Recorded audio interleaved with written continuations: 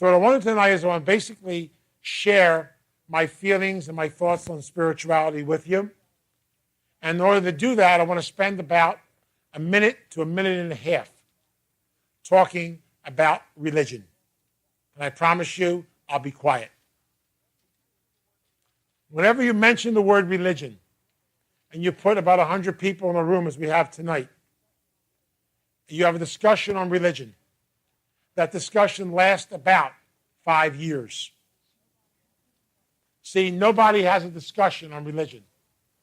We have debates, we have arguments, we get crazy every once in a while. And the reason why we do that is because we're all coming from a belief system.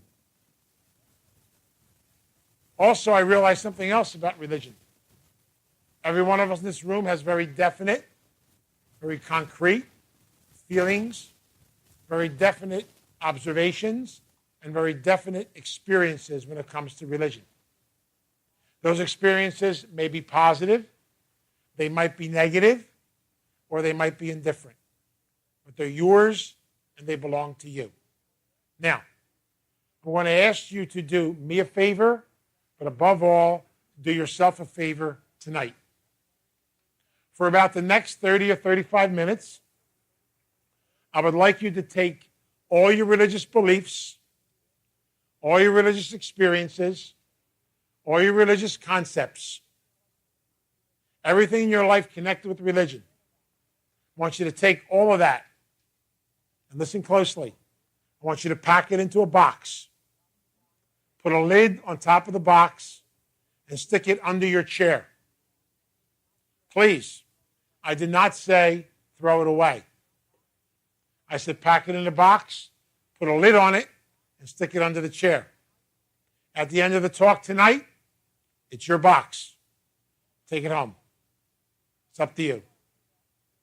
The reason why I do that and say that to you is this. I would like you tonight to look at the word spiritual and spirituality totally from the perspective of our 12-step model and our 12-step program without having any prejudice or anything else dealing with religion. So put all that stuff away for about 35 minutes and just listen as I talk about spirituality and the concept of spirituality. I want to keep it that simple. Whenever I define spirituality, I define it in a very simple way. I define it in one word. The word is you. Y-O-U. Now, if you want to find out whether you are a spiritual person or not, I would like you tonight to ask yourself 4 simple questions. Notice what I'm saying, though. Simple questions. See, what I want to talk about is something called simplicity. The one thing I know about addicts and codependents, we are people who complicate going to the bathroom. We complicate everything. The secret to spirituality is simplicity. The hardest thing in the world is simplicity because we're always analyzing and trying to figure things out. I'll tell you a secret. You can't figure this program out. It'll figure you out, but you can't figure it out. That's how it works. That's why it's such a simple program. Watch how it works. 4 simple questions. Back in 1978, I was over at the AA clubhouse in Philly, the 4021 Club one day, and I met some guy there, and I was a clergyman then, and he said to me, Vince, when God created human beings, God should have created them with their heads portable. This way they could take their head off at least once a week, stick it on a chair, and sit on it. And their head would meet the other end of their body, and maybe they'd get some balance. See, so many of us are so stuck up here trying to figure everything out that we literally drive ourselves crazy. With spirituality, we ask you tonight to ask yourself 4 simple questions. Watch. Question number 1. Do you love yourself? Do you love you? Very basic. You cannot love anyone else unless you love yourself. You cannot share something you do not have. It starts with you. The most basic and fundamental principle of all spirituality is learning how to love myself, to build a relationship with me, to find out who I am, to spend my life developing that very special, beautiful relationship. And by the way, the only relationship that you can have on the face of the earth is only one, and it's with you. Congratulations. It is the only relationship. See, if you have one with you, then you will automatically share it with others. But you have to have it first. So the most basic spiritual principle of all is learning how to love yourself. Second question, do you like yourself? It only took me about 40 years to get this one. This is real simple. My name is Vince DiPasquale. I happen to be the only Vince DiPasquale there is on the face of the earth. And please don't say, thank God. Basically and fundamentally, I'm finally realizing something. I am the only person on this earth that has to like me. If nobody else does, they're missing out on something pretty special. But the important thing is, I have to like me. That teaches me something. It helps me to stop playing a game called people-pleasing. For years and years and years, I ran around the countryside trying to make everybody happy, please everybody, do everything for everybody, and I realized something today. Can't do that. I got to please me, make me happy, and I have to like me. In the program, we put this in a very simple way. If you love yourself and you like yourself, the simplicity is to accept the reality of who you are. Who you are, you are. Congratulations. You are exactly who you are supposed to be. You are exactly where you are supposed to be at this stage of your life. Be open to it. Accept it. 95% of life is acceptance. We beat ourselves up because we don't want to be what we are instead of being who we are. It's a very simple process. I put it in a very simple way today. I'm an addict. I'll be an addict for 14 days after I'm dead. So it's simple. That means I can't drink and I can't drug. Takes care of that one. I'm a food addict. Certain foods I can eat, certain foods I can't eat. Takes care of that one. Certain places I can go and certain places I can't go. See how simple it is?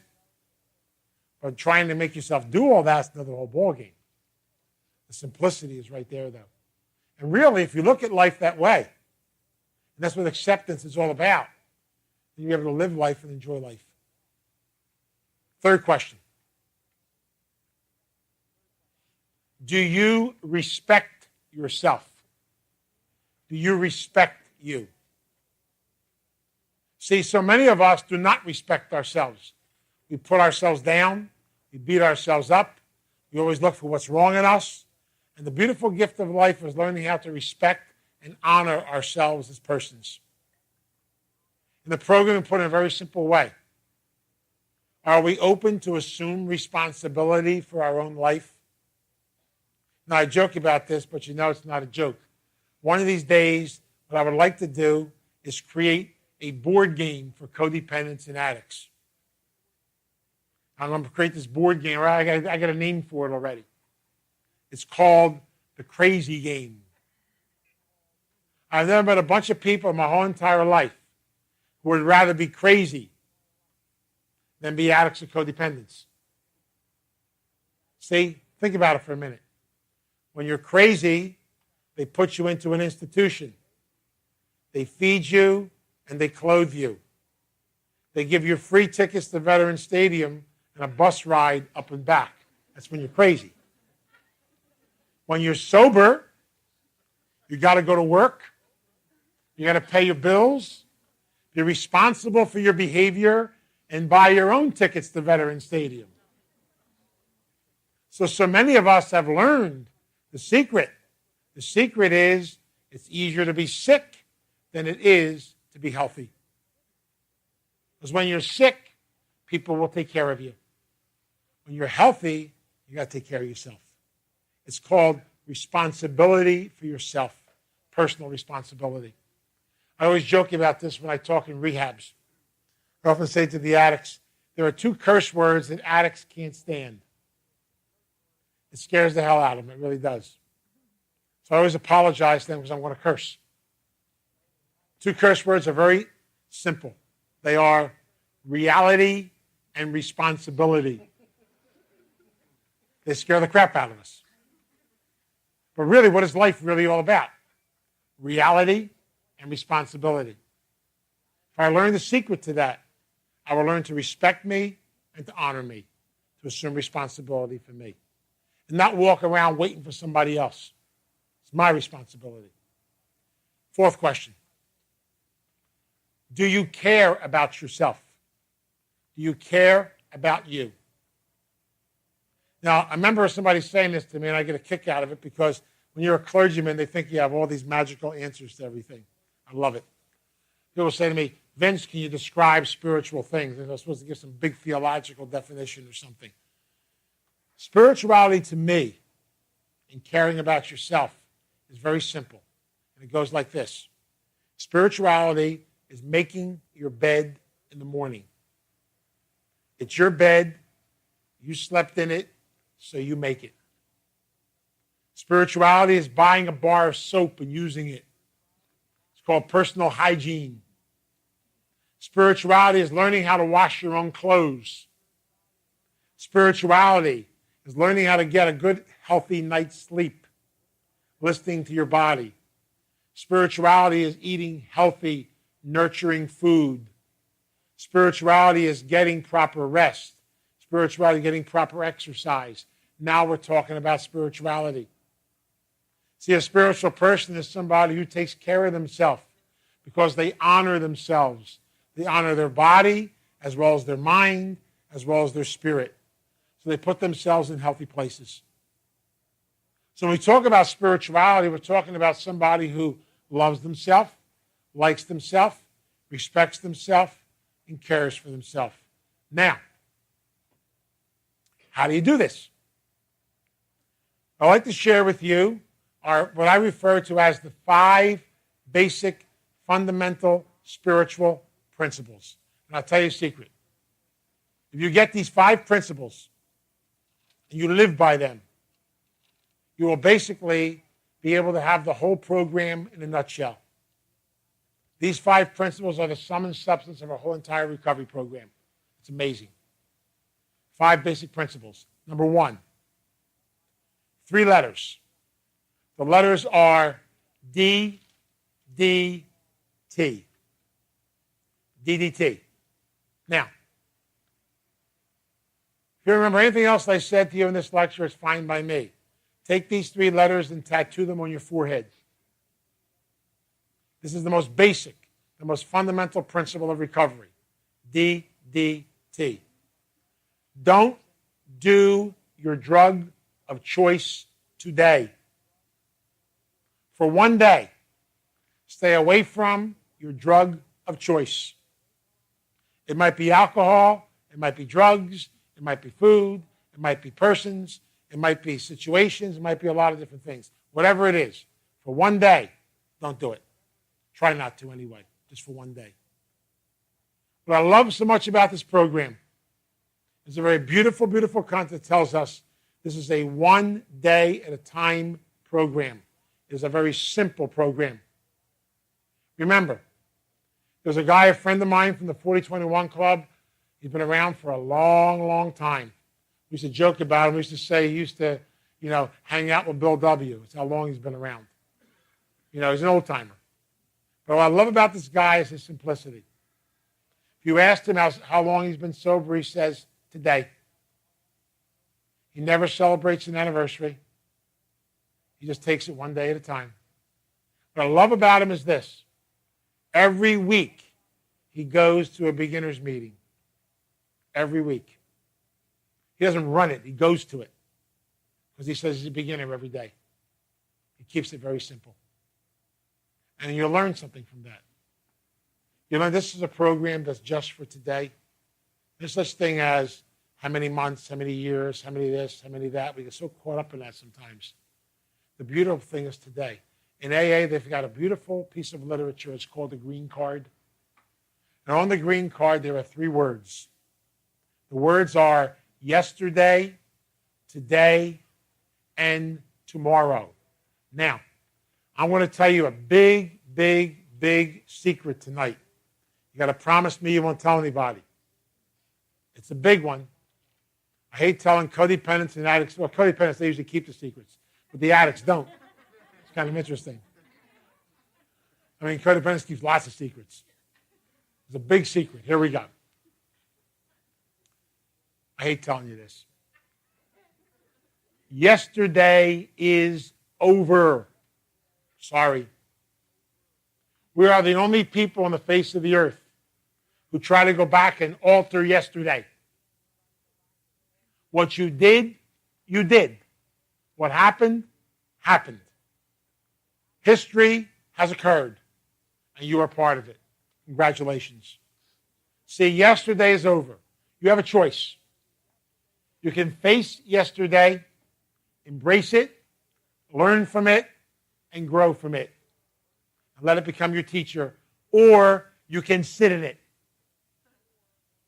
I have a theory. It's called the dirty diaper theory. It goes like this. Did you ever sit in your crap? Last time I checked, crap stinks. Mine does. I'm sure yours does too. It's part of the reality of life. But notice something about crap. If you sit in it long enough, after a while it gets hard. If you keep sitting in it, after a while you don't even smell it anymore. You know why? You get used to it. Everybody else smells it, but you don't. Sooner or later, you got to change your diaper. But see, what happens to many of us is we keep waiting for somebody else to change our diaper. We have to learn how to assume responsibility and change our own diaper. So yesterday is over. Tomorrow, I love this program. There is no such thing as tomorrow. Because when tomorrow comes, it's today. See how simple it is? So therefore, if you live your life one day at a time, it makes it very simple. Instead of what we do a lot of times. Some of us are trying to figure out the year 2000 already. I love it at my program over in Jersey. We get these packages from the state of New Jersey. They want us to write up our 10-year plan and send it in. And I love doing this. I get this big packet. They want us to send in our 10-year plan, and I write on it one day at a time, and I mail it back. I love doing it to them, driving them crazy. How the hell do I know what our program's going to be like 10 years from now? I mean, it can change 1,000 times 10 years from now. I got enough problems trying to keep it going for today and keep it that simple. That's what it's all about. And life is wonderful if you try to live it that way. The second spiritual principle. 3 letters again. P, P, T. Persons, places, and things. Now, do you know what the total insanity of codependency and addiction is? It's not picking up a drink or a drug, or it's not getting into our behavior. You know what our total insanity is? It is the insane loyalty that we have to negative persons, places, and things. It's insanity. So you realize something. I've been working in the addictions field. I've been around it since 1969. And I'll tell you a secret. In all those years, I've yet to meet a dumb addict or a dumb codependent. Sorry about that. None of us are dumb. We are the smartest people on the face of the earth. Sometimes I wish we weren't.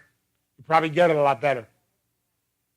You see, I could ask each of you tonight to sit down and make a list of all the negative persons, places, and things in your life. You know exactly who they are. You're not dumb. You know who they are. Isn't it amazing, though, how we keep hanging around them and keep going back to them? You know why? We don't know anything else. It's all we know. It's our normal. That's why we have to learn something in recovery. Simple phrase. It's called hang around winners. Hang around positive people. At first, they will scare you half to death.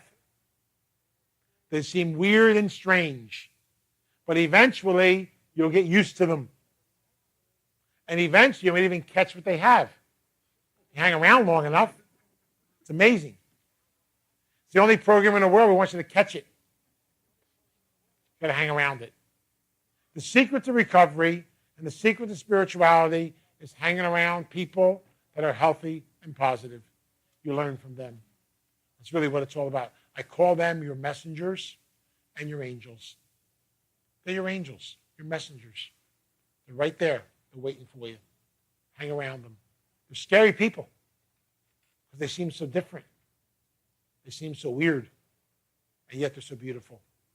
It's all part of the recovery process. The third spiritual principle, a two-letter word this time, HP, higher power. Now, please, please, please, please, please, please, please, please, please, please, please, please, please, please, please. Now, I want you to get this one, okay? Please, please.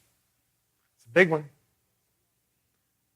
When we first come into recovery, people talk about the higher power. Most of us go nuts looking for the higher power. We run to all the churches. We get the Bibles out, drive ourselves crazy after a while, get out the theology books, trying to figure out my higher power. Please, please, please. If you want to figure out your higher power, please do not try to figure it out. Leave it alone. It will figure you out. We have a saying in the program. When you go to bed at night, put your shoes all the way under the bed. When you get up in the morning, get down on your knees to get your shoes. While you're down there, ask for help. Don't worry about who you're asking. Just ask for help. Keep it simple. So we have a real simple definition of higher power in the program. It's real simple. HP.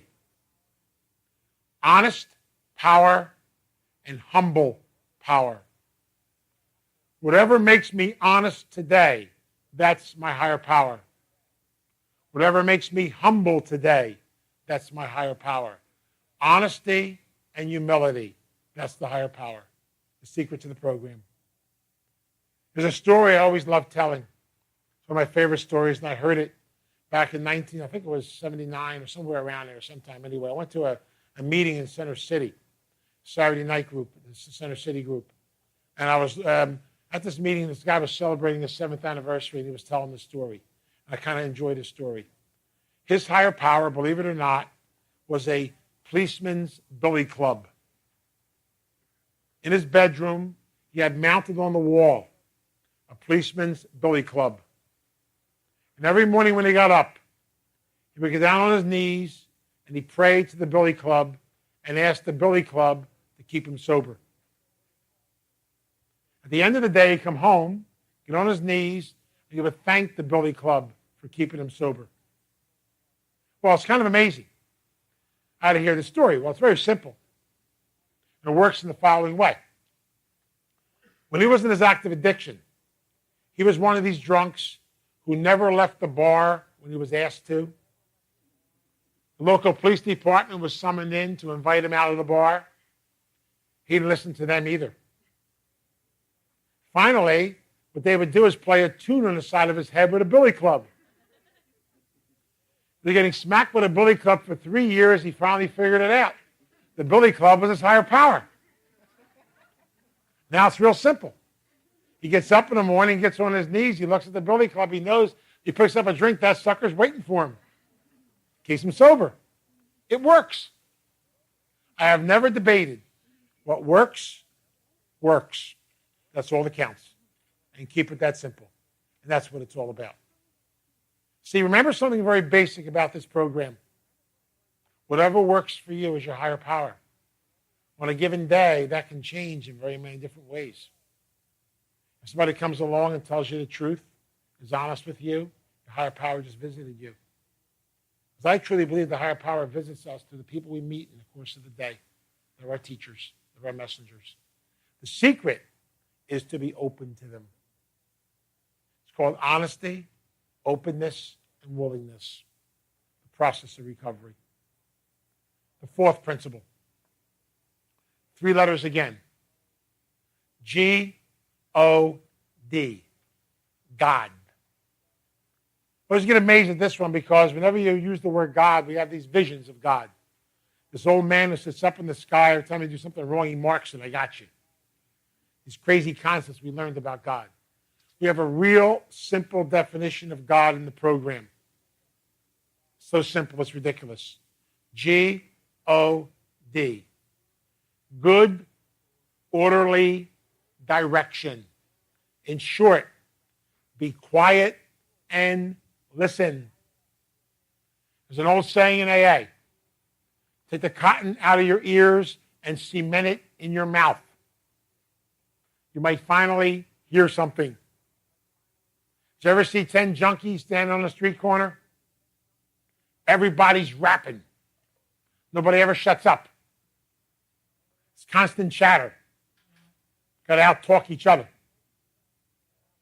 One of the most amazing places in the world is a bar. Did you ever notice something about a bar? Everybody in a bar knows everything. Isn't that amazing? They solve domestic problems, world problems. They solve all family situations in a bar. I mean, you don't got to pay a therapist. Just go to a bar. Tell you exactly what to do. No problem at all. The only thing they don't know how to do is how not to drink. You know, I often said they want to solve the budget deficit. Stop all this nonsense. Close Washington and leave one bar open. All the president's got to do is drop in at the local bar at 7 o'clock in the morning. That's not how to run the country. No problem at all. They'll solve everything by noon. It's amazing how it works. It's amazing, the process. I'm learning something in recovery. Spiritual people are people that are open to follow direction. You see, because you realize after a while you don't have all the answers. In fact, there are many, many things in life there are no answers to. Isn't that wonderful? Sometimes there are just questions. The secret is to be open, to listen, and to learn from people around you. I used to get a kick out of this. Again, I like sharing this story a lot, but when I did a lot of my early years as a counselor, and I was working at a drug rehab in Atlantic City, a place called Narco. When I worked there was a therapist there that I loved. I did a lot of my training under this guy. He's a very beautiful individual. And right now he's working out in Colorado. He's running a ranch for children out in Colorado, recovering kids. But he's a real neat guy. But I have to kind of describe him to you. You have to visualize him. He was about 6'7", 6'8". He was a black guy with a bald head. And he had shoulders about this wide and a waist about this big. We used to call him the Black Mr. Clean. Amazing looking guy. Always in good shape. He used to work out all the time. Anyway, we had this situation where the rehab that I worked in, practically everybody in the rehab was court committed. It was one of these court committed programs. People would arrive at our place in handcuffs. So the first place we do is he would do the orientation with them. It's a lover's orientation. They bring you into his office. They sit you there. He'd be sitting behind the desk. Introduce you to him. And then what they would do is, typical of an addict, have the handcuffs off now, so he'd start rapping. You know, I don't really need this program. You know, I got a beer. I don't really have an alcohol problem. I don't have a drug problem. All that garbage comes out of our mouth. You know what that's all about. He let him talk for about 3 minutes, and I would love what he would do. He would stand up, reach behind him, First of all, him standing up was enough. You reach behind him, he'd have a plunger with a 6-foot handle on it. He would take the plunger and he'd shove it in the guy's mouth. And then he would make that sucker sit there for 2 solid hours and tell him how he was going to get sober. And every time the guy even opened his mouth that much, the plunger went back in it again. Imagine an addict sitting still for 2 solid hours, following direction. Scary almost. And yet sometimes we need that. Because sometimes we got to take somebody along who's going to simply tell us, listen for a change. And we've got to learn to be quiet so we can hear. The higher power works through people. We learn from one another. We have to learn to get direction and follow direction. The last spiritual principle, a 3-letter word. The letters don't mean anything, but the word does. The word is S-I-N, sin. I always love kind of throwing that word out. It's amazing. It's the only word in the English language that strikes fear and guilt into the hearts of the greatest. It's amazing what that little 3-letter word can do. I'm going to tell you a secret tonight. There is only one sin that a person in recovery can commit. Only one. The rest don't count. See, we don't call them sins in the program. We call them character defects. And guess what? We all got them. Welcome to the club.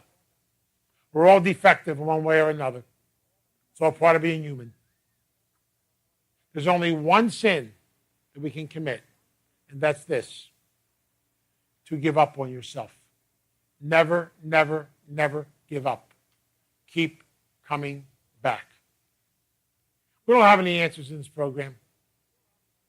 It's a one-day-at-a-time program. Do the best you possibly can. If God forbid you relapse back into whatever your addiction happens to be, please come back. That's what it's all about. There's a friend of mine over in Germantown.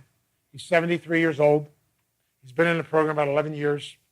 I try to get to his anniversary as often as I can. He's kind of a neat guy. He came into the program of recovery when he was 63 years old. From age 22 to age 63, he went through 127 detoxes and rehabs. He finally got it. For now, anyway. What can I tell you? Who knows? Nobody knows. There's no pat answers to anything. Even as codependents, we go back into our old behavior. We're often said that recovery is 11 steps forward, 9 backwards. You made progress. Progress, not perfection. Perfection creates shame. Progress is what it's all about. Do the best you can. What I love so much about this program is its simplicity.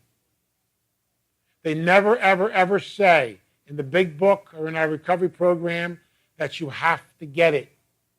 All they say is try. That's all they say. Everything is suggested. The only requirement for membership is a desire. It's the only requirement. It's the simplicity of what it's all about. We're the ones that beat ourselves up. The program doesn't.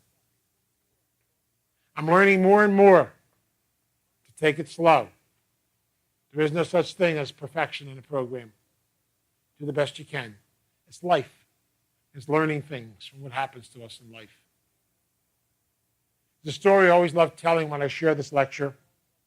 It's a gentleman that I knew in Atlantic City years ago. His name was Elijah Smith. We called him Smitty for short. Smitty was a black guy in Atlantic City that had a hard time staying sober. Good friend of mine, I knew him for a long time. He was one of these guys for 8 years.